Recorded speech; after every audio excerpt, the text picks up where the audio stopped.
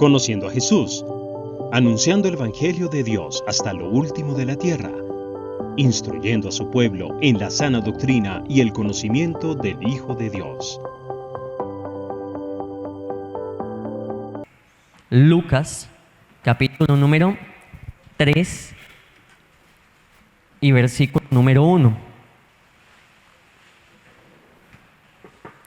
Hoy vamos a hablar un poco acerca de lo que es la vida de Juan el Bautista. De hecho, ya mencionamos días atrás, cultos atrás, semanas atrás, lo que fue el nacimiento de Juan el Bautista, lo que fue la profecía acerca de Juan el Bautista, la anunciación del ángel a Elizabeth, a Zacarías, los padres de Juan el Bautista y todos algunos puntos importantes, interesantes. No sé si usted se acuerda que Juan el Bautista fue lleno del Espíritu Santo desde el vientre de su madre. Desde que estaba allí en el vientre de su madre, Juan el Bautista ya había sido lleno del Espíritu Santo. Y eso es muy hermoso porque era una personita que ya tenía un llamado, un propósito de Dios en su vida. Y lo mismo tú y yo, desde antes de nacer, dice Efesios, tú y yo tenemos un llamado y un propósito de Dios en nuestras vidas. Para este entonces, el Lucas capítulo número 3, tanto Jesús como Juan el Bautista, los dos habían crecido por separado. Recordemos que Jesús había crecido en Nazaret. Una parte de su niñez la tuvo que haber pasado en Egipto y otra parte de su niñez la tuvo que haber pasado en Nazaret. Juan, por el contrario, había pasado la mayor parte de su vida en el desierto. Dice la palabra de Dios que él vivía en el desierto. En el desierto, él se educó por allá en el desierto, se crió en el desierto, habitó en el desierto y era más alejado de pronto de la ciudad como tal, del pueblo como tal. Y vamos a ver el versículo número 1 de Lucas 3. Dice la escritura: en el año 15 del imperio de Tiberio César, siendo gobernador de Judea, Poncio Pilato y Herodes tetrarca de Galilea, y su hermano Felipe tetrarca de Iturea y de la provincia de Traconite, y Lisanías tetrarca de Abilinia. Entonces, aquí nos coloca un simple panorama de lo que es el tiempo en que se está haciendo estos eventos. Era un tiempo donde el Imperio Romano estaba gobernando, en donde habían ciertos de estos personajes en el cargo en el cargo político y en el liderazgo del país. No solamente en el cargo político, Lucas también nos describe quiénes eran los que estaban en el cargo liderando el área espiritual. Dice el versículo 2: y siendo sumos sacerdotes Anás y Caifás. Entonces, por un lado, los líderes del gobierno político eran unos, y Lucas nos menciona también, mientras también lideraban Anás y Caifás la vida espiritual. En ese tiempo, dice el versículo número 2, vino palabra de Dios a Juan, hijo de Zacarías. ¿En dónde? En el desierto. Porque ¿en dónde habitaba Juan? En el desierto. Quiero que sin perder este versículo vayamos a Mateo capítulo número 3 y versículo número 1, porque vamos a complementar un poco la enseñanza yendo a otros pasajes. Mateo 3:1 nos dice la palabra de Dios: en aquellos días vino Juan el Bautista predicando. ¿En dónde? En el desierto. Lo dice Mateo 3, versículo número 1. ¿Por qué le estoy leyendo también Mateo? Porque el ministerio y la vida de Juan se desarrollan en el desierto. Interesante eso, porque no vemos que Juan el Bautista, el precursor de Jesús, del Mesías, haya predicado en el templo, ni en las sinagogas, ni en Jerusalén, que era la ciudad de David, donde estaba el templo, donde era la ciudad religiosa, donde era el epicentro de la religión como tal. No, Juan el Bautista, el más grande profeta que había existido en ese momento, porque era el que estaba preparando el camino para el Señor Jesús, estaba predicando en un lugar diferente, estaba predicando en un lugar solitario, no estaba predicando en los mayores púlpitos, no estaba predicando en las mejores iglesias, no estaba predicando en las ciudades más reconocidas. Por el contrario, estaba predicando en el desierto. pero era el más grande profeta de todos, era el grande Juan el Bautista. De pronto Anás y Caifás, que lo menciona Lucas aquí, ellos sí tenían allá el púlpito grande del templo y ellos predicaban, pero de seguro no estaban preparando la venida de Jesús. De seguro ellos estaban en el mejor lugar, en el mejor escenario, Anás y Caifás. Y los políticos también tenían grandes escenarios, pues de gobierno, de política, pero ninguno de ellos estaba preparando la venida del Señor Jesús. ¿Quién era el que estaba preparando la venida del Señor Jesús? Juan. ¿Y en dónde? No en esos grandes escenarios, sino en el desierto. Allá en el desierto estaba predicando. Retomemos Lucas, capítulo número 3 y el versículo número 3. Lucas 3:3 nos dice la palabra del Señor: y él fue por toda la región contigua al Jordán, predicando el bautismo de arrepentimiento para perdón de pecados. Entonces vemos que Juan predicaba en el desierto por las zonas aledañas, ahí dice por toda la parte contigua al río Jordán. De hecho, él bautizaba, usted lo sabe muy bien, a todas las personas que creían en su mensaje en el río Jordán. Ese era el lugar en donde Juan predicaba, ese era el lugar en donde este profeta predicaba como tal. Importante, y hago mucho énfasis en eso, no era el templo, no era el mejor púlpito ni los mejores escenarios, pero allí estaba predicando en el desierto. ¿Quién sería más importante? Le hago la pregunta a usted, iglesia. ¿Quién sería más importante? ¿Caifás y Anás, los sumos sacerdotes de la época, o Juan el Bautista? Ante los ojos de la sociedad, Anás, Caifás, los sumos sacerdotes, pero ante los ojos de Dios, Juan el Bautista. Le voy a poner un escenario y una situación que se vive actualmente, y no solamente actualmente, sino a lo largo de los años, pero pues hago alusión a la época en que vivimos nosotros. Hoy por hoy, si nosotros fuéramos asistentes de una iglesia, ¿a qué iglesia iríamos? ¿A qué culto iríamos? Le voy a poner esa frase. ¿A qué culto iríamos? Al culto del gran templo de Salomón. Bueno, para esa época ya había sido reconstruido por Esdras, Nehemías y modificado por Herodes. Entonces, al gran templo de Herodes, a escuchar el culto, la reunión, la alabanza del gran templo de Herodes, donde está el sumo sacerdote Anás y Caifás. O iríamos al culto allá en el desierto, a pleno rayo del sol, donde no hay sillas, donde no hay nada, donde no hay comodidad, donde de pronto no hay, le voy a poner algunos parámetros diferentes, donde no hay sonido, donde de pronto no hay alabanza, donde es a capela, donde es ese culto. No, ¿qué prefiere usted? Y yo creo que la mayoría de gente diría: uy, yo me voy para el templo, es que la iglesia bonita, que me va a ir allá a un culto a pleno rayo del sol, al aire libre. Pero ¿dónde estaba la presencia del Señor?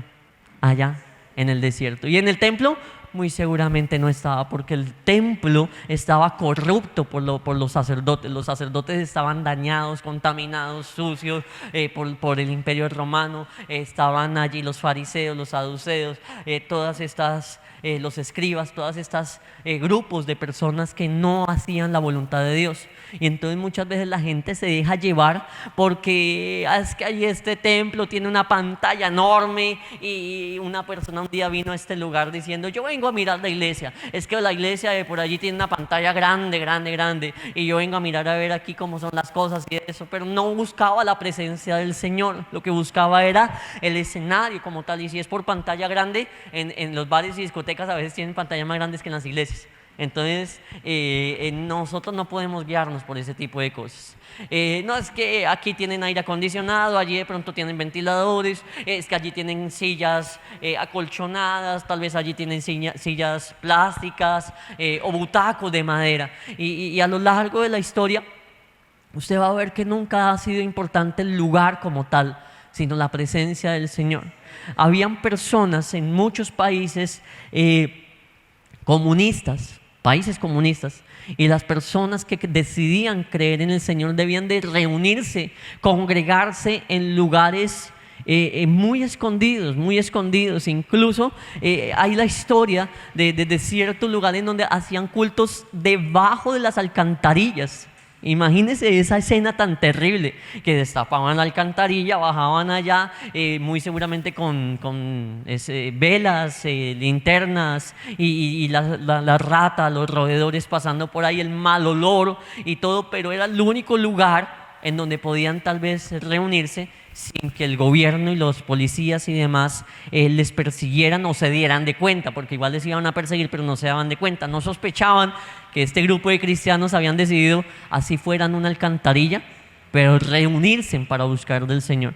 Hoy hay un problema grandísimo en la sociedad, y es que el pueblo cristiano hoy por hoy, después de pandemia, muchos han dicho: yo me congrego desde casa, yo no necesito de una iglesia, yo no necesito congregarme, Dios y yo. Y qué falso eso, porque en aquel día, así como la Biblia dice que Sodoma y Gomorra o Nínive serán puestos como, y de hecho la reina de Saba, que visitó a Salomón, serán puestos como jueces para otras personas, porque no eran cristianos, no eran personas que tuvieran los mismos privilegios que la nación de Israel, pero quizás hicieron cosas a veces más grandes en algunas ocasiones que el mismo pueblo de Israel. Por ejemplo, la reina de Saba vino desde muy lejos solamente para escuchar la sabiduría de Salomón. Y Jesús dice: y aquí hay uno más grande que Salomón, y ese soy yo, dice Jesús. Y no me vienen a escuchar, diciendo el Señor Jesús, se lo estoy parafraseando un poquitico. Pero a Salomón vino una mujer muy de lejos, vino, le creyó y le alabó. Y entonces dice Jesús: en aquel día del juicio final, de seguro que la reina de Saba va a juzgar a muchos que no quisieron creer a la palabra de Jesús. Va a juzgar a muchos que no vinieron ni siquiera estando cerca a oír el mensaje del Evangelio de Jesucristo, porque Jesucristo es más grande que Salomón, y gente no nos acerca a escucharle, no le alaba, no le cree, ni se admira del mensaje de la salvación de Cristo.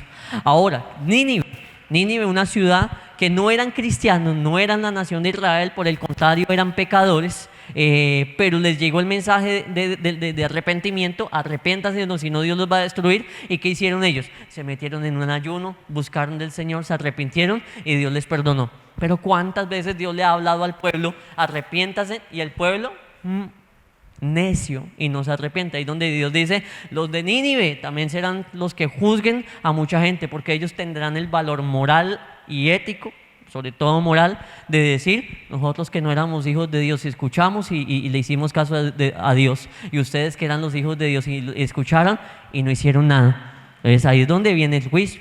Lo mismo Sodoma y Gomorra, lo mismo muchas otras personas. Y este tipo de personas, lo que le estoy diciendo, como la gente que se congregaba en las alcantarillas, la gente que simple y llanamente se congrega por allá en veredas. Yo he visitado iglesias en donde quedan en puras veredas, y la gente tiene que ir 1 hora hasta caminando, y llegan allá.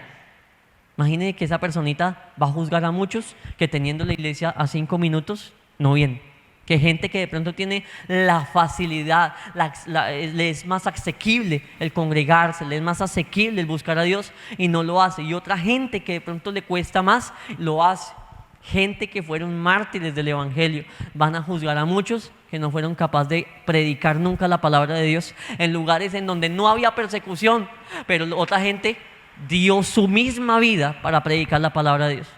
Usted y yo somos llamados a predicar la palabra de Dios, sobre todo en este país donde no hay persecución, porque si no, preparémonos, porque un día esos mártires que dieron su vida, empezando por el primer mártir. ¿Cuál fue el primer mártir? Esteban. El primer mártir fue Esteban, que murió apedreado.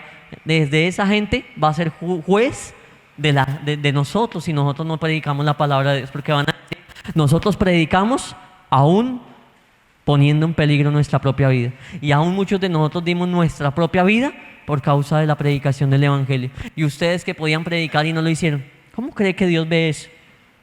Ahí es donde la iglesia tiene que despertarse a vivir la palabra de Dios.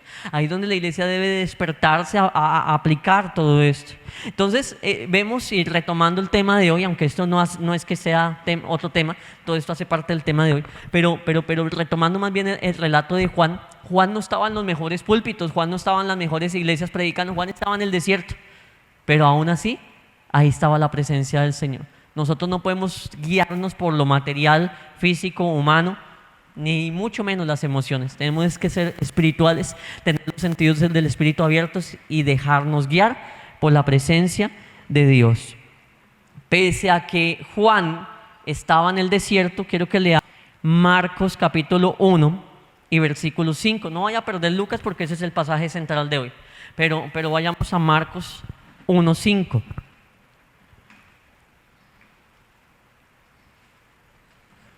Dice la escritura: y salían a él toda la provincia de Judea. Salía harta gente. Es decir, que pese a estar allá al rayo del sol y en el desierto, que no es nada cómodo, mucha gente iba a escucharlo. Ahí es donde uno tiene que decir, bueno, yo voy a ir a la iglesia sea como sea, porque ahí, si ahí está la presencia del Señor, no importa si sea el mejor templo o de pronto las condiciones no sean las mejores, allá voy a estar. Dice la palabra del Señor: salían a él toda la provincia de Judea y todos los de Jerusalén, y eran bautizados por él en el río Jordán, confesando sus pecados. Es decir, que allá llegaba toda la gente. Ay, no, pero ¿para qué yo me voy a poner a ir al desierto si aquí está el templo? Más bien yo me quedo acá en el templo. Más bien yo me voy a estar más cómodo en el templo. No, donde está la presencia del Señor, ahí debemos de estar. En donde esté la presencia del Señor, donde Dios esté manifestándose, donde Dios esté perdonando pecados, allí debe de llegar el pecador. A ese lugar, aunque de pronto no sea el mejor de los lugares, no importa, eso será físicamente, pero en realidad sí que es el mejor de los lugares. ¿Por qué ese es el mejor de los lugares? Porque está Dios. Y el hecho de que Dios esté ahí, lo hace el mejor de los lugares. El desierto es el mejor lugar para hacer un púlpito si Dios está ahí.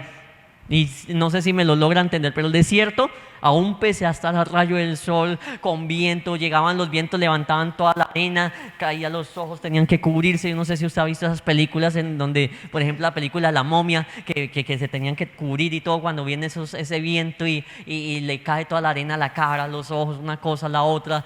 Muchas películas, no solamente es, pero películas donde muestran lo que es la cultura, la forma de vestir, el transporte, la sed, no hay mucha agua, prácticamente no hay agua en un desierto, y todo eso hace que las condiciones sean bien difíciles. Todo eso hace que la situación en el desierto sea pues muy complicada, pero si ahí está Dios, es el mejor lugar para congregarnos, es la mejor iglesia. Mateo 3:5 nos dice exactamente lo mismo. Mateo 3:5, permítame se lo leo. Dice: y salía a él Jerusalén y toda Judea y toda la provincia de alrededor del Jordán. Salían todos allá, salían todos, todo Jerusalén. Pero en Jerusalén estaba el templo. No importa, dejemos el templo a un lado y vayámonos al desierto, porque allí está la presencia del Señor. Todo esto comienza a generar cierto celo y recelo en Anás y Caifás, porque dicen, pero venga, aquí nos están dejando el templo vacío, aquí tenemos el templo, y por ahí la gente que es que en el desierto escuchando a un tal Juan. Y bueno, no era que Juan no tuviera ni siquiera, no fuera que fuera un aparecido. Juan de hecho era del linaje de los sacerdotes. Acordémonos que Zacarías era sacerdote, es decir que Juan, por derecho propio, digámoslo de alguna manera, tenía linaje sacerdotal, pero no era de los que tenían allí el vínculo de estar en el templo, no era de los que tenían allí la posición o el cargo delegado de predicar en el templo. Entonces Juan estaba allí en el desierto predicando el bautismo del arrepentimiento, de perdón de pecados. Este bautismo no es el mismo bautismo de hoy, de la iglesia. No es el bautismo de la iglesia. ¿Por qué? Porque el bautismo de la iglesia en ese momento no se había estipulado, no se había instituido ese bautismo. Ese bautismo todavía no se había instituido. El bautismo de la iglesia, el que tú y yo practicamos, lo instituyó Jesús. Y Jesús todavía no había iniciado su ministerio para ese momento. Porque muchos dicen, yo me voy a bautizar como se bautizó Jesús. No se puede, porque es que Jesús se bautizó con el bautismo de Juan, y tú y yo nos bautizamos con el bautismo que instituyó Jesús. O sea que el bautismo de Jesús fue uno, y el bautismo tuyo y mío es otro muy diferente. Es otro muy diferente, porque Jesús se bautizó con ese bautismo. Y la palabra del Señor nos enseña que Juan bautizaba, pero usted no ve ninguna ley de Moisés que nos llevara a bautizar. No, usted va a ver leyes de la circuncisión, usted va a ver leyes de las fiestas, usted va a ver leyes del día de reposo y una cantidad de leyes, pero jamás había visto o había habido una ley de bautismo. No había habido una ley de bautismo, esto era algo más simbólico. Sí habían algunos rituales en la ley en donde había lavamiento de agua y purificación por agua. Sí habían algunos rituales allí en la ley, sobre todo los sacerdotes para oficiar los sacrificios y demás, se tenían que lavar con agua, eran algunos símbolos y demás. Pero bautismo como tal no estaba instituido en la ley, pero Juan, guiado por el Espíritu Santo, comienza a bautizar, como simbólicamente a la gente. Ustedes han pecado, bautícense, confiesen sus pecados y quedarán limpios. Pero de hecho no era lo que decía la ley. La ley decía era que cuando alguien pecaba tenía que llevar un sacrificio al sacerdote y hacer su sacrificio y para remisión, para el perdón de pecados. No era el bautismo. Es decir, que Juan estaba haciendo algo muy simbólico, más no lo que la ley estaba estipulando para el perdón de pecados. Para el perdón de pecados eran los sacrificios, pero Juan bautiza para perdón de pecados, era algo muy simbólico. Jesús de todas maneras llega allí y se bautizan sin tener pecado, pero era para que se cumpliese la ley. Versículo número 4 de Lucas 3, 4. Lucas capítulo número 3 y versículo número 4. Entonces nos dice la palabra del Señor, como está escrito en el libro de las palabras del profeta Isaías, que dice: voz del que clama en el desierto, preparad el camino del Señor, enderezad sus sendas. Versículo 5. Todo valle se rellenará y se bajará todo monte y collado. Los caminos torcidos serán enderezados y los caminos ásperos allanados. Y verá toda carne salvación de Dios. El profeta Isaías, por allá en el capítulo número 40 del libro de Isaías, había profetizado esas palabras. Voz del que clama en el desierto, preparar camino para Jehová. Entonces ya estaba profetizado de que habría un profeta que clamaría ¿en dónde? En el desierto, que no predicaría en la iglesia, que no predicaría en el púlpito del templo, sino que su púlpito sería el desierto. Tú y yo somos llamados a predicar en cualquiera que sea el púlpito. Hay muchos púlpitos en la tierra, hay muchos púlpitos y muchos de ellos no son en la iglesia. Hay púlpitos en todo lado, hay púlpitos en la universidad, hay púlpitos en el colegio, hay púlpitos en el trabajo, hay púlpitos aún en la misma casa, hay púlpitos en la calle, y lo único que se necesita es una voz que clame desde ese púlpito. Voz del que clama en el desierto. Yo no sé dónde estés tú hoy, yo no sé dónde Dios te ponga a ti, pero de seguro que se necesita una voz que clame desde muchos otros púlpitos. Se necesitan voces que clamen y que prediquen la palabra, que anuncien el evangelio en muchos otros lugares. Voz del que clame en el hospital, voz del que clame en la cárcel, voz del que clame en la calle, voz del que clame en las casas, voz del que clame en todo lugar, en la universidad, en el colegio, en todo lugar. Se necesitan predicadores, y no propiamente tal vez predicadores cual pastor, pero sí predicadores que simple y llanamente abran su boca y hablen de Cristo, que le compartan las buenas nuevas de salvación a otras personas, a los perdidos. Se necesita que la iglesia se levante a predicar en los muchos y mejores púlpitos que pueden haber allá afuera. Vuelvo y se lo menciono, el desierto era un mejor púlpito que de hecho el mismo templo de Herodes.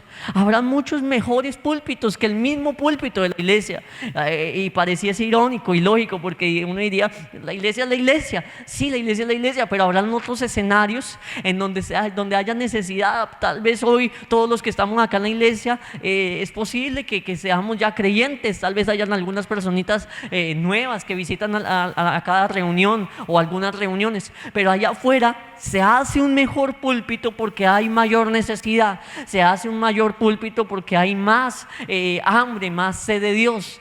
Se hace un mayor púlpito para eso, se hace un mejor púlpito de ese sentido, y la gloria de Dios que está sobre tu vida hoy es la gloria de Dios que puede impactar a esas personas. La presencia del Señor que ha tocado tu vida, Dios quiere que a través de tu vida toque otras vidas, otras personas. Este profeta había anunciado que un hombre, es decir Juan, este profeta Isaías había anunciado que Juan el Bautista predicaría en el desierto, pero haría algo: preparar el camino. ¿Para quién? Para el Señor, para que llegase el Señor. No todos nosotros somos los que llevamos a Cristo a una vida, pero somos usados por Dios para preparar el camino. Tal vez con una predicación que tú hagas, y uso ese término de predicar, pero puede ser un consejo, puede ser un Dios te bendiga, puede ser una palabra de aliento, puede ser una oración, una intercesión, pero cualquier cosa que tú y yo hagamos para alguien, pues primeramente para Dios, pero buscando el bienestar de alguien, lo que estamos haciendo es lo que hizo Juan el Bautista, preparar el camino para que Jesús llegue a estas vidas. Ay, pero es que no se convirtió ese día. Estás preparando el camino, estás preparando el camino. Juan predicaba y Jesús todavía no había llegado, o por lo menos no había iniciado su ministerio, pero Juan estaba preparando el camino. Nos comienza a decir una serie de cosas aquí. Nos dice la palabra del Señor que todo valle se rellenará. Todo, el versículo número 5 nos dice: todo valle se rellenará y se bajará todo monte y collado. Es decir, que lo que está hundido se iba a rellenar y lo que estaba alto se tenía que aplanar. También nos dice la palabra del Señor, los caminos torcidos serían enderezados. Entonces, es que hay obstáculos, porque acá hay como una montaña grande, eso es un obstáculo, se tiene que quitar ese obstáculo. Hay un vacío, rellénenlo, el camino tiene que estar plano. Es que el camino está torcido, enderécelo. Pero Jesús tiene que venir por un camino derechito a la vida de esa persona. Lo que tú y yo hacemos muchas veces cuando evangelizamos, oramos, intercedemos, aún así sea por nuestra propia familia, eso es lo que estamos haciendo. Mira con la visión de Juan a tu familia. ¿Cuántas cosas pueden haber así? ¿Cuántos caminos pueden haber así que estén impidiendo que Jesús llegue a esa familia? Entonces usted va a ver en su familia tal vez la montaña, y entonces usted tiene cual Juan que empezar a quitar esa montaña. Y son contextos espirituales, no es que Juan haya quitado ninguna montaña ni se haya puesto a rellenar ningún hueco. Era su predicación la que lo hacía, era un contexto espiritual. Pero entonces usted tiene que mirar qué montañas hay en su familia que impiden que Cristo llegue. Porque preparamos el camino de Cristo. Aquí está esta montaña, y la montaña de mi familia tal vez es la idolatría, o sea la incredulidad, o sea la borrachera, qué sé yo, cualquier montaña. Cada familia serán montañas diferentes. Entonces usted, ¿cuál Juan? Usted siguiendo los pasos de Juan el Bautista, lo que va a hacer es preparar el camino para Jesús. Va a empezar a que esa montaña se aplane, que el camino sea allanado, que hay un vacío enorme, y ahora ¿cómo vamos a hacer para pasar de aquí a allá si hay un abismo grande? Y ese abismo tal vez sea el dolor, la queja, la amargura, qué sé yo, cualquier otra cosa. ¿Qué vamos a hacer? Vamos a empezar a rellenar eso para cuando Cristo venga, que Cristo pueda caminar derechito y llegue a mi familia. Eso hablando de la familia, pero lo podemos aplicar a cualquier otra persona. Vamos a aplicar a mucha gente por la cual Dios coloca en nuestro camino para predicarse. Que es que hay un camino muy torcido. Es que mi familia tiene una vida muy desordenada. Pues vamos a empezar a preparar el camino. Vamos a empezar a decirle a Dios y a pedirle que el camino sea derechito para cuando venga Cristo, el camino esté preparado. El camino esté preparado. Dice la palabra del Señor: los caminos ásperos sean allanados. Y cuando ya el camino está derecho, versículo 6 dice: y verá toda carne la salvación de Dios. ¿Por qué? Porque el camino está preparado. Y cuando el camino está preparado, Cristo llega y la gente puede ver la salvación de Dios. La gente va a poder ver la salvación de Dios. Juan es un profeta que hace la cosa más grande que pudiera haberse hecho, y es preparar el camino para el Señor Jesucristo. Versículo número 7. Y decían a las multitudes que salían para ser bautizadas por él. Mira el mensaje de Juan. Juan el Bautista le decía: oh generación de víboras. ¡Wow! Qué mensaje de Juan, ¿no? No es el típico mensaje que se escucha en muchos púlpitos hoy de que tú eres lo mejor y que tú eres un vencedor y que tú eres muy bonito y demás. No, mire, de hecho, aún cuando evangelizamos incurrimos en una serie de errores, y es que le decimos a la gente: Dios te ama y Dios tiene cosas muy especiales para ti. Y entonces la gente como que, sí, yo estoy, por ejemplo, se le dice eso hay un adúltero. Y el adúltero escucha: es que Dios te ama y Dios tiene cosas especiales para ti. Y entonces la persona como que, sí, yo así siendo un adúltero y todo, pero Dios me ama, y Dios me ama así siendo adúltero y tiene cosas especiales. Sí, amén, Dios tiene cosas especiales. Y la gente no siente ningún choque con la palabra. El evangelio tiene que chocar con la vida. La palabra de Dios tiene que chocar en nuestra vida, porque si no choca en nuestra vida, la gente sigue igual. Mire que Juan el Bautista estaba diciendo generación de víboras. No, eso suena duro. Y muchos predicadores, muchas iglesias hoy optan por hablar más bonito que hablar la verdad. Y he estado y he oído muchas conferencias de evangelismo y entonces comienzan a decir, es que si usted le llega a una persona y le dice que es pecadora, lo que va a hacer es espantarlo y sacarlo corriendo. Entonces hay que más bien ir con amor y hay que más bien ir así, así, con paciencia y demás. Y es cierto, pero el pecador hay que hacerle caer en cuenta que igual es pecador. Porque si no, lo que vamos a hacer solamente es decirle, no, camine que eso Dios lo va a bendecir, camine que eso Dios lo va a sanar. Y entonces camine que eso no pasa nada. Eso no le estamos predicando la realidad del evangelio, solamente le estaríamos diciendo a la persona, estás enfermo, camine que eso Dios lo va a sanar a la iglesia. Y camine que eso, allá hay milagros, en la iglesia hay milagros y allá vas a recibir tu milagro. Pero no le estoy llevando a la iglesia por el pecado, por la necesidad que tiene de ser salvo, por la necesidad que tiene de ser limpio, sino camine que allá hay un milagro, camine que Dios te quiere bendecir, eso Dios te quiere premiar, tú eres tan bueno que Dios te quiere premiar. Evangelizamos y algunas personas nos dicen, ay, yo también creo en Dios, y nosotros como que le decimos, sí, ay, qué bueno que también creas en Dios. No es que no solamente creen en Dios, los demonios también creen en Dios, saben que Él existe, tiemblan. No es creer que exista un Dios. Hablaba yo con una personita y le decía, no es que sea buena la persona porque no hay ninguno bueno. La Biblia dice, no hay ninguno bueno, no hay nadie bueno, todos hemos pecado, absolutamente todos hemos pecado. Hay un ejercicio que lo hemos hecho múltiples veces acá en la iglesia y es un ejercicio que se ha hecho en otros escenarios y es multiplicar ¿cuántos días tiene el año? Bueno, más bien calcular cuántos días tiene el año. 365 días tiene un año y eso se multiplica por la cantidad de años que tenga cada uno. En algunos dará 2000, en algunos dará 25,000, qué sé yo, una cantidad de miles. Lo cierto es que son miles y miles de años. No más con 3 años de vida ya hay un promedio de mil días. Por 3 años hay un promedio de 1000 días. 6 años, 2000 días. 12 años, 4000 días. 24 años, 8000 días. Es decir, que para una persona joven de 24 años hay más o menos 24,000 días. Es un promedio. Pero 24,000 días equivalen a ¿cuántos pecados? 24,000 pecados. Si fuese un pecado diario. Ahí donde nos damos de cuenta y uno dice, he cometido 24,000 pecados. Realmente no soy bueno. Realmente soy malo. Soy malo, porque son miles y miles de pecados que cargamos. Son miles y miles de pecados los que hemos cometido a lo largo de la vida. Y ahí es donde nosotros tenemos que predicar confrontando ese pecado, confrontando los 50,000, 100,000, 200,000 o 20,000 o así sean 10,000 pecados que tenga una persona, así sean 1000 pecados, son muchos que nos hacen malos, Y entonces Juan el Bautista estaba diciéndole a las personas, generación de víboras. ¿Quién nos enseñó a huir de la ira venidera? Pero ese mensaje no era para toda la gente que asistía.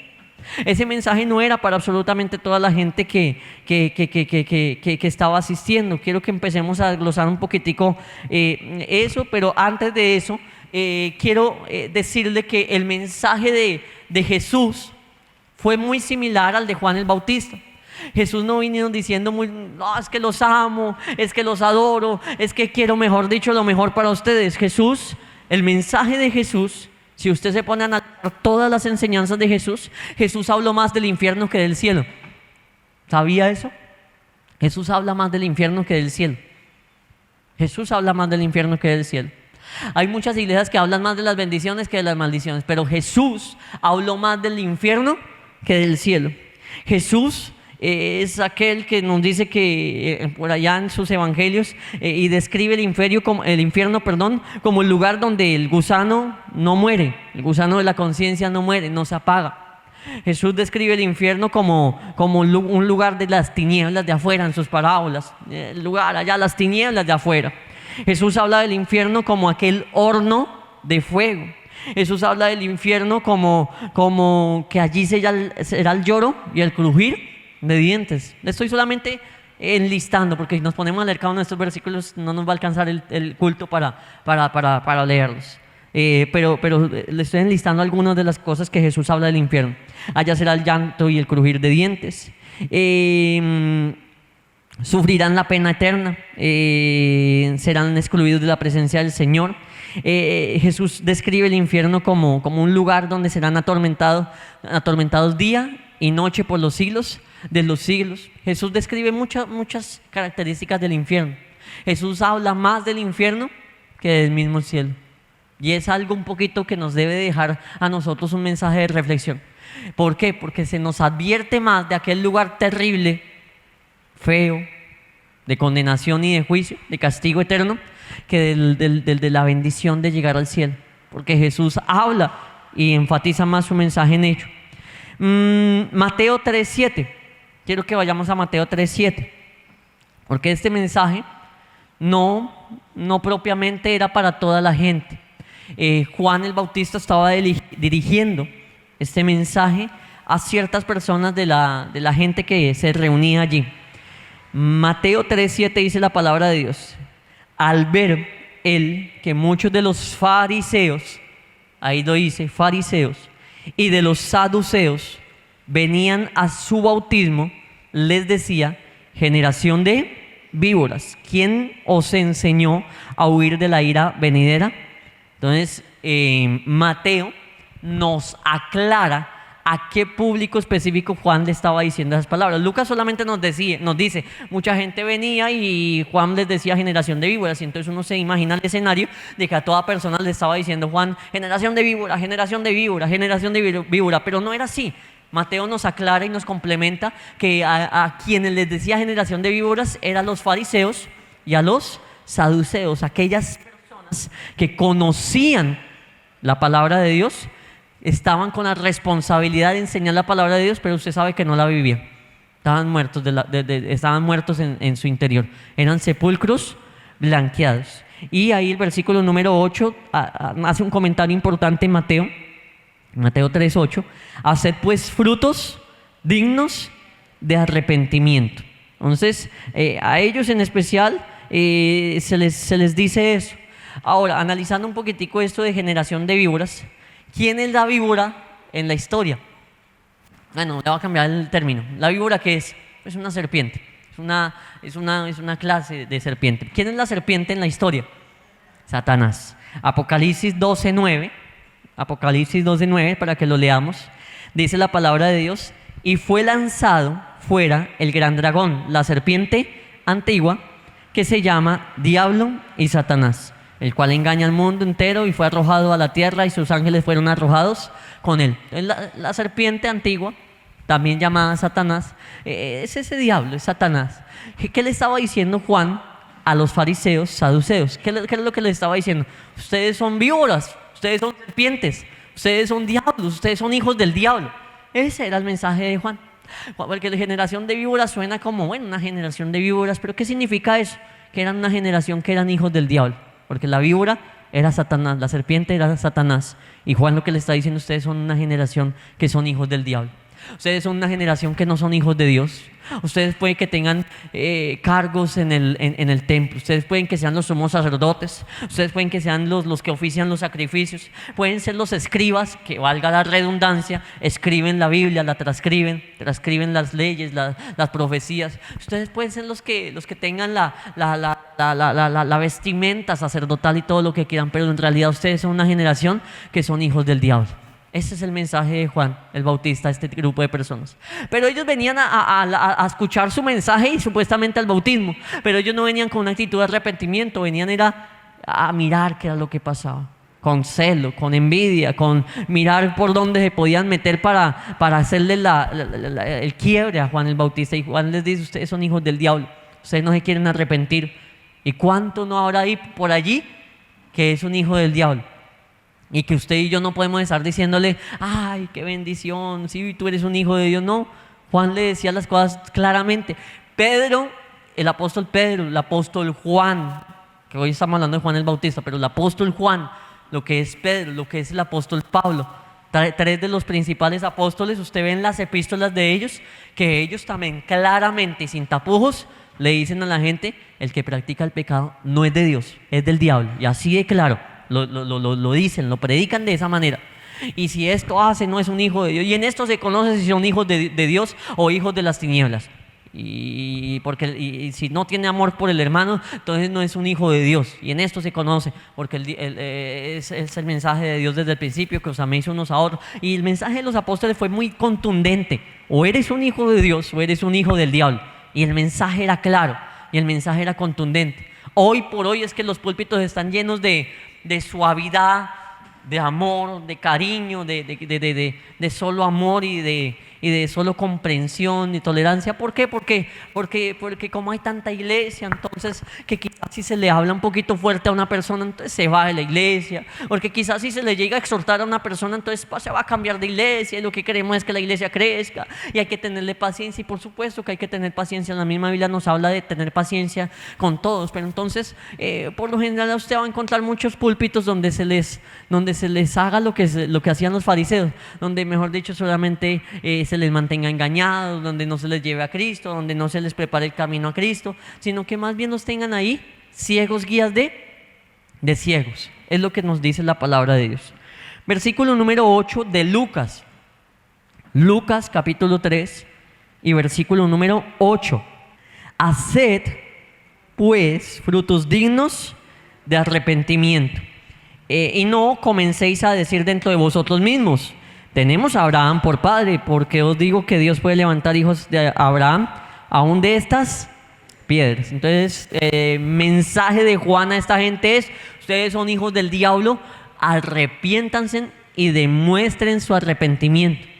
¿Cuántos creen que es necesario demostrar el arrepentimiento? No, es que Dios conoce mi corazón y Él sabe que yo me arrepentí. Demuéstrelo, porque si no lo demuestra, eso no sirve de nada.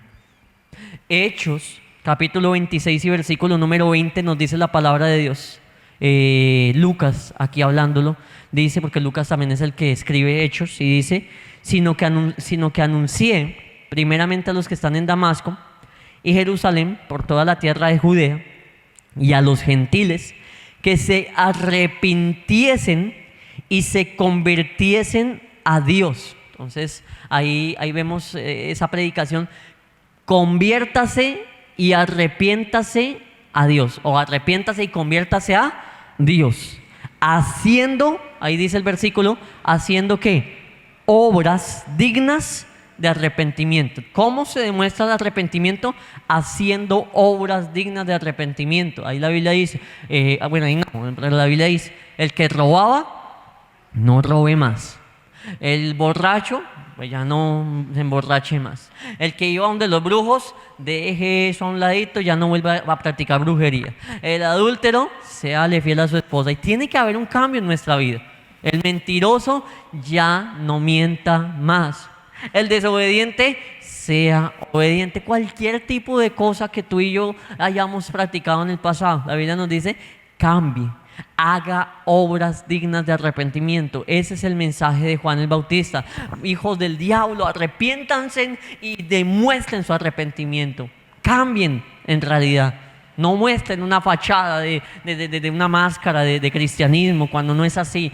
El cambio se tiene que mostrar, se tiene que evidenciar. No es decir: es que yo soy cristiano. Y las palabras no son, son los hechos. No, le dice la palabra: por los frutos los conocerá. Por los frutos, no es con decir: es que yo soy cristiano, buenas, me presento, es que soy cristiano, es que soy el pastor, es que soy el líder, es que soy de la iglesia Bethesda. No, son tus obras las que tienen que demostrarlo. Es el fruto lo que tiene que demostrar que eres un hijo de Dios. Es el fruto.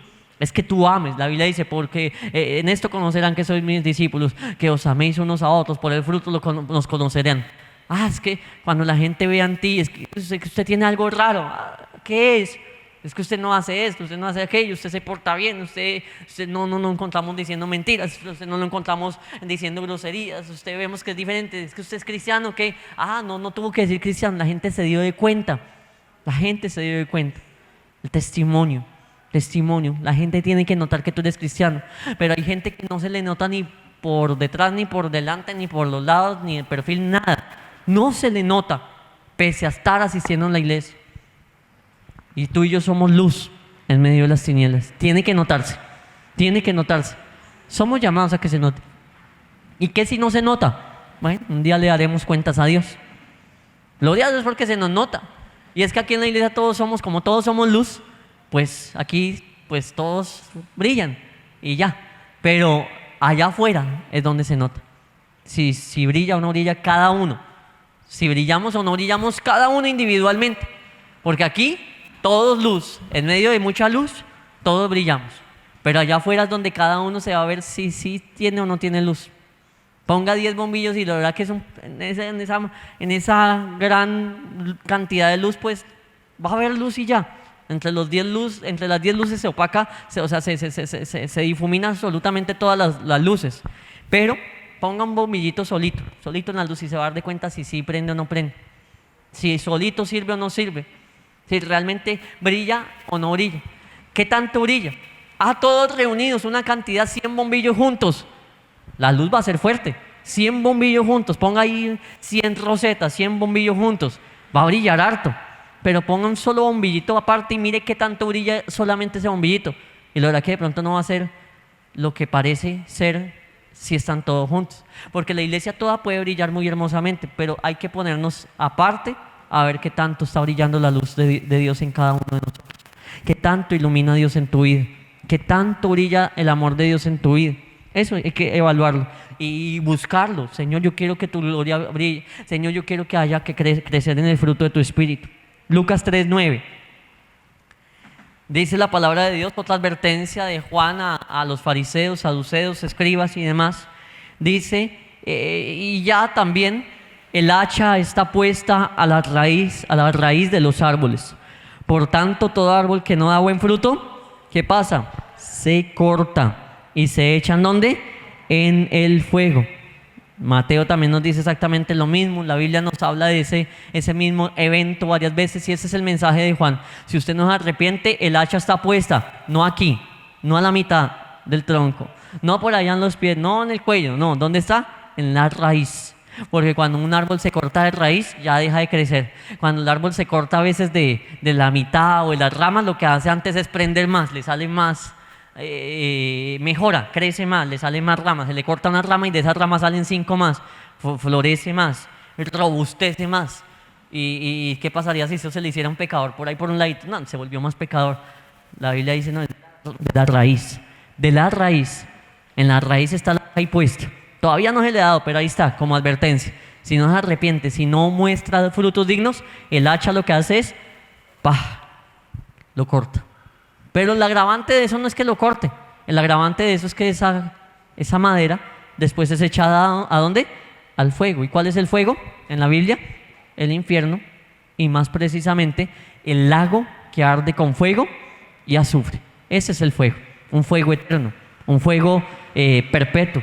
Un fuego que así como la salvación será por los siglos de los siglos, ese fuego también será por los siglos de los siglos. Qué dolor, qué tristeza. Yo no sé cuántos aquí tenemos familiares que han partido sin Cristo. Yo creo que todos tenemos familiares que han muerto sin Cristo. Póngase a pensar por un momento, hoy ese familiar está ahí, en ese dolor. Y no es para ahorita removerle por allá sentimientos ni nada de eso. No, es para que usted sea consciente y valore la salvación que tú tienes hoy y pelee por la salvación de los suyos hoy, porque ya hay gente en el infierno, ya hay gente que está en la condenación y que de allá nunca va a salir, ya hay gente a la cual el hacha ya los partió de raíz, ya hay gente, incluso gente que era familiar nuestra, ya el hacha ya los partió a la raíz, ya no hay oportunidad, ya esos troncos que no dieron fruto ya fueron lanzados al fuego. Bueno, un día la palabra de Dios se tendrán que presentar ante el juicio y ahí sí serán lanzados al lago de fuego. Pero ya no hay oportunidad, ya no hay purgatorio, no hay misa que valga, que eso es lo que la religión católica vende. Páguele la misa tal para que Dios tenga misericordia del alma de fulano. No, lo que fue en vida. Ya el hacha ya fue partida, o más bien el hacha ya partió muchas raíces y ya no hay esperanza para muchos. Dice el versículo número 10. Y la gente le preguntaba a Juan, ¿y entonces qué hacemos? Y esa debería ser nuestra pregunta a la palabra de Dios. Señor, ¿qué quieres que yo haga? Yo no quiero que el hacha me parta. ¿Qué quieres que yo haga? Juan le habla a 2 grupos de personas allí y les dice, versículo número 11, respondiendo les dijo, El que tiene 2 túnicas, dé al que no tiene, y el que tiene de comer, haga lo mismo. Bríndele al que no tiene. Nos habla de eso, de algo básico que es amar al prójimo. Ame al prójimo. ¿Cuáles son los 2 mandamientos? El mandamiento más grande de todos, le preguntaron a Jesús. Jesús dijo, amar a Dios y amar al prójimo. En eso se resume toda la ley. Juan está hablando prácticamente lo mismo. Ame al prójimo. Bendígalo. No tiene algo que comer a alguien, dele comida. No tiene cómo vestir, dele algo. Ame al prójimo. Ame al prójimo. Muestre obras dignas de ¿qué? De arrepentimiento, lo que está diciendo la palabra. Versículo número 12. Vinieron también unos publicanos para ser bautizados y le dijeron lo mismo: Maestro Juan, ¿qué haremos? ¿Qué haremos? Estos publicanos eran los que recaudaban la plata, eran los que trabajaban para Roma y eran gente judía, pero que tenían cargos de recaudar los impuestos y demás. ¿Se acuerdan de Mateo? Mateo era un publicano, pedía plata. Y entonces ellos en su posición les tocaba cobrar, por ejemplo, 100,000 pesos. Pero como tenían posición y ahí el gobierno, tenían allí como su privilegio con el gobierno, pues ellos cobraban 120,000 pesos. Le daban los 100,000 al gobierno y 20,000 se los embolsillaban. Aprovechaban de su posición para ser usureros, para cobrar más de la cuenta, para beneficiarse a ellos mismos. Entonces Juan les dice, versículo número 13, él les dijo: no exijáis más de lo que está ordenado. Juan no dijo, no cobren impuestos. No, porque Jesús mismo un día dijo, al César lo que es del César. Y Juan está diciendo, sí, hay que pagar impuestos, pero no cobren más de lo que está exigido. Es decir, no sean usureros, no sean ladrones, no roben, no sean así. Juan les dice eso, no sean ladrones, porque estos publicanos cobraban más de lo que el gobierno estipulaba en las leyes como tal. Versículo 14, también le preguntaron unos soldados diciendo, ¿y nosotros qué haremos? Y les dijo, no hagáis extorsión a nadie ni calumniéis, contentados con vuestro salario. Sucede que los soldados también tenían posiciones muy importantes en el gobierno y ellos pues también abusaban de su autoridad. Como eran los soldados romanos, pues hacían lo que querían. Les daban plata, se dejaban sobornar, pedían dinero a cambio. Y Juan les dice, venga, conténtense con su salario. Ya ustedes les están pagando por una labor, no le pidan más plata a la gente, no se dejen sobornar, no se dejen allí comprar, no sean así, no hagan lo injusto. El mensaje de Juan es uno solo: arrepiéntanse, no hagan lo malo, hagan las cosas correctamente. Versículo número 15, como el pueblo estaba en expectativa, preguntándose todos en sus corazones si acaso Juan sería el Cristo. La gente preguntaba, ¿será que este Juan es Cristo? Dice ahí, había una gran expectativa. Pero yo quiero que leamos Juan 1:19. Juan 1:19 dice la palabra del Señor: este es el testimonio de Juan, cuando los judíos enviaron de Jerusalén sacerdotes y levitas para que le preguntasen, ¿tú quién eres? Vamos a ver cuál fue la respuesta de Juan el Bautista. Juan el Bautista confiesa allí en Juan 1:20. Confesó y no negó, sino confesó: yo no soy el Cristo. Mire qué bonito es, porque Juan estaba en un lugar en donde mucha gente salía a escucharle. Juan estaba en un lugar en donde mucha gente salía a oír sus enseñanzas, donde la gente decía, uy, ¿usted es el Cristo? ¿Usted es el Mesías? Pero no se le llenaron de ínfulas su vida, no se llenó de orgullo, no se llenó de vanagloria. No, él dijo, no, venga, un momentico, yo no soy Cristo, yo no soy el Cristo. Es más, cuando Jesús llega para ser bautizado, Juan el Bautista lo que dice es, yo no soy ni siquiera digno de desatarle la correa del zapato a Cristo. O sea, yo aquí no soy nadie. Juan tenía un carácter humilde. Juan no se vanaglorió. Juan no se exaltó a sí mismo. No, Juan decía, no, aquí yo no soy Cristo. El Cristo es el Hijo de Dios. Él es importante. Yo solamente estoy preparando el camino de Él. Mantén una posición humilde siempre. Siempre sé humilde. Por más que Dios te use, por más que Dios te haga reconocido, famoso y la gente acuda a ti para pedir muchos favores, aquí Cristo es el Hijo de Dios. Yo aquí soy solamente un servidor de Él. Porque muchos hoy han tomado el lugar de Cristo. Hay pastores que hoy han usurpado el lugar de Cristo. Hay muchos pastores que usurpan la gloria de Dios, tocan la gloria de Dios, no, la gloria siempre será de Dios, pero muchos se vanaglorían a sí mismos. Tú y yo no debemos de hacer eso jamás. Dice la palabra del Señor en Mateo 11:11. Esto es muy importante. Mateo 11:11. Dice, palabras de Jesús, ya después de mucho tiempo. De cierto os digo, entre los que nacen de mujer, no se ha levantado otro mayor que Juan el Bautista, pero el más pequeño en el reino de los cielos es mayor que él. Jesús mismo declara que de los nacidos de mujer no había habido ningún hombre mayor a Juan el Bautista. Es decir, que Jesús dice, Juan el Bautista ha sido el profeta más grande de todos. Como él, no ha habido un hombre más grande que él. Descartó a Abraham, descartó a Moisés, descartó a Elías, descartó al mismo salmista David, descartó a muchos. Digo, de los nacidos de mujer, no hay otro como Juan, no hay otro como él. Es decir, que después de Jesús estamos hablando de una persona realmente importante, pero esa persona realmente importante no se vanaglorió. Por más que fue una persona importante en la Biblia, dicho por las mismas palabras de Jesús, jamás se vanaglorió. ¿Qué hacen a veces personitas con un cargo medio importante? De una vez ya están orgullosos y levitando y caminando por las nubes y mirando a todo el mundo debajo del hombro, aún dentro de la iglesia.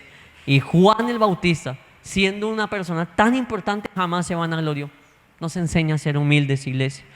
Lucas 3:16, respondió Juan diciendo a todos, yo a la verdad los bautizo con agua, pero el que viene, uno más poderoso que yo, de quien yo no soy digno de desatar la correa de su calzado, él los bautizará en el Espíritu Santo. Y fue Juan mantiene su posición, yo los bautizo con agua, pero el que viene, que él sí es el Mesías, los va a bautizar con el fuego del Espíritu Santo, con el Espíritu Santo y fuego. Yo no soy digno ni siquiera desatar la correa de su zapato. Versículo número 17, dice la palabra de Dios, y su aventador está en su mano, y limpiará su era y recogerá el trigo en su granero y quemará la paja en el fuego que nunca se apagará. Entonces, ¿qué es eso del aventador? ¿Sabe qué era el aventador? Présteme acá, voy a coger esto, voy a tomar esto. Y el aventador era como esto. Bueno, no, en realidad no era eso, pero sí era una cosa. Pártala aquí, varios papelitos ahí y déjelos ahí en el piso. Acá en la tarima, por favor. ¿Ves? ¿Qué era el aventador? El aventador era algo para echar viento. El aventador era para echar viento. Pero ¿qué se hacía con el aventador? Porque dice la palabra que Jesús tiene un aventador. Entonces aquí vemos varios papelitos. ¿Sabe qué representa cada papelito de esos? Los falsos cristianos. Los falsos cristianos. Pero vamos a poner un tarrito de aceite, que ese va a representar ahí en la mitad de todos estos otros falsos cristianos, el cristiano verdadero. Ahí tenemos el tarrito de aceite y bueno, más bien lo voy a poner, ¿sabe qué? Acá, para que se vea bien. Este es un cristiano verdadero, el tarrito del aceite, lleno del Espíritu Santo, lleno de Dios. Ese es un cristiano verdadero. Y por acá voy a tomar aquí los papelitos que me hicieron el favor de partir. Este es un cristiano que de pronto no ora. Este es uno de esos de generación de víboras. Estos son los otros cristianos. Una cantidad de cristianos, de hecho, hay ahí. Pero dice la palabra aquí, este versículo, que el aventador está en su mano. ¿Y qué va a hacer? Va a limpiar su era. Vamos a decir que este púlpito es la era. La era. Es decir, el lote, la tierra como tal. Limpiará la era y recogerá el trigo. Entonces, recuerden que la Biblia nos habla del trigo. El cristiano verdadero es trigo y el cristiano falso es cizaña. Pero aquí nos está poniendo esa parábola o esa ilustración. Dice la palabra del Señor que recogerá el trigo en su granero y quemará la paja. Esta es la cizaña, esta es la paja. Todo esto es lo que representa estos papelitos. El cristiano falso, la paja, la cizaña, estos son esos papelitos. El cristiano que no está bien con Dios. Y este es el cristiano que está lleno del Espíritu Santo, es el cristiano que está ungido, este es el verdadero, el trigo. Este es el verdadero. Y entonces, ¿qué hace Jesús con su aventador? ¿Sabe qué hace? ¿Para qué le dije que era el aventador? Para echar viento. Entonces solamente lo que hace es empezar a echar viento. ¿Y qué pasa entonces con los falsos cristianos y eso? Que se fueron. Se quedó limpio. Y entonces como quedó limpio, ya no hay falsos cristianos, ya la cizaña desapareció, quedó solamente el verdadero. Los demás por ahí salieron volando con el viento. Los demás por ahí salieron, se fue como el mugre. Eso era el aventador, quitar el polvo, quitar lo que no sirve. También la Biblia nos habla de otros elementos, la hoz y demás, pero Juan en su predicación utiliza el aventador, un elemento para echar viento y botar la paja a un lado.